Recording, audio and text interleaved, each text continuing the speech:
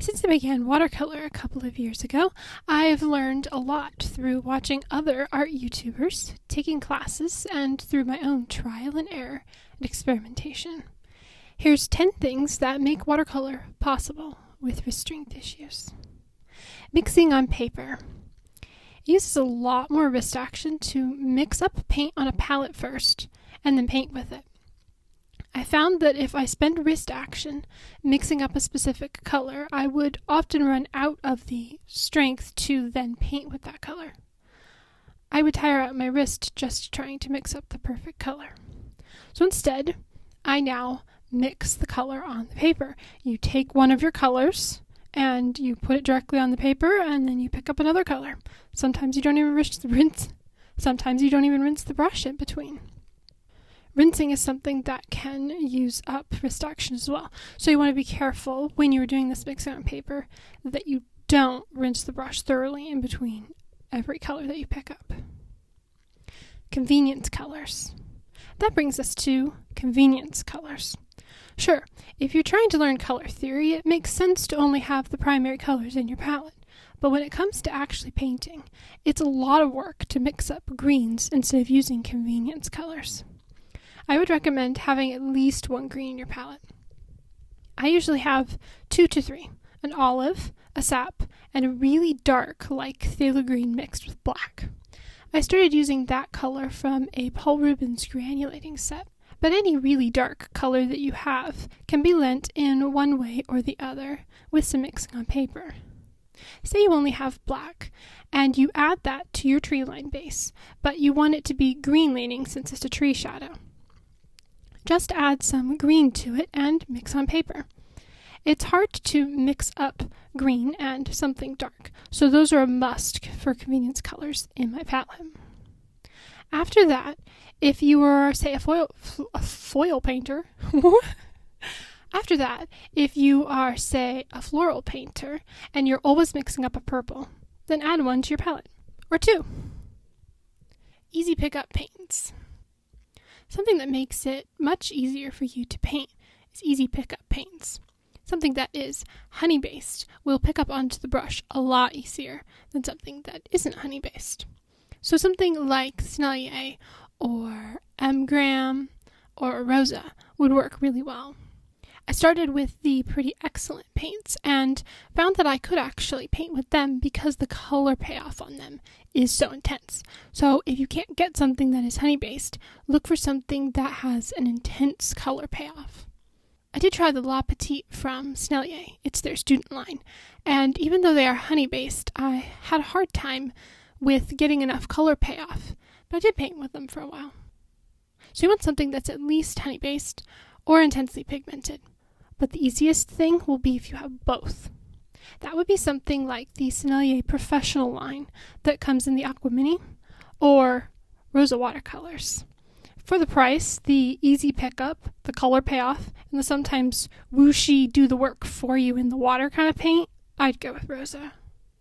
It's got really intense color payoff and is honey-based, so it picks up really well. Painting with big brushes. Smaller brushes that do tiny detail work are harder on your wrists, so it makes sense to use big brushes. I specifically stuck with flat brushes when I got started. Occasionally I would use a quill, but usually end up back on a big flat brush. Something like a 3/4 inch brush is a great thing to get started on. If you get something like Taklon, it'll be easier to control the water and learn on. But something with synthetic squirrel will be floppy and absorbent. You may not be able to control what you're doing with it as well, but it's the best thing for getting a lot of paint onto paper easily. Now I'm using the one in the middle of that. It's a synthetic blend. It's more controllable because the brush snaps back into place, but still holds a good amount of water. It's the in-between of the Taklon and the synthetic squirrel on both the snappiness of the brush and the absorbency. Magnets. I went to pull out pans from a tin and found that we hadn't put magnets on the bottom of them yet. Then I discovered that we were out of magnets, so I just moved them to a tin with rails. and I realized that rails are really hard to use. I guess I've pretty much always used magnets on my pans. The Pretty Excellent that I started on and the Aqua Mini from Snellier both had paints that weren't in pans. We pulled them out of these tins and put them in pans with magnets, and that was in my first month of painting. I never used the rails. Apparently they take a lot of wrist action to use and are generally a lot harder on your wrists than picking up a pan with a magnet on the bottom and setting it somewhere new. So get yourself some magnets if you're going to move paints around. I move paints around a lot to make new color palettes and for something to do when I'm feeling bad and my wrist is hurting from something I did and I don't want to paint right now. Twirl the brush. Twirl the brush. I figured this out when I started filming myself painting. It's a fascinating process to watch yourself paint. You learn a lot about the way you specifically use the brush. I twirl the brush in my fingers instead of moving my wrist.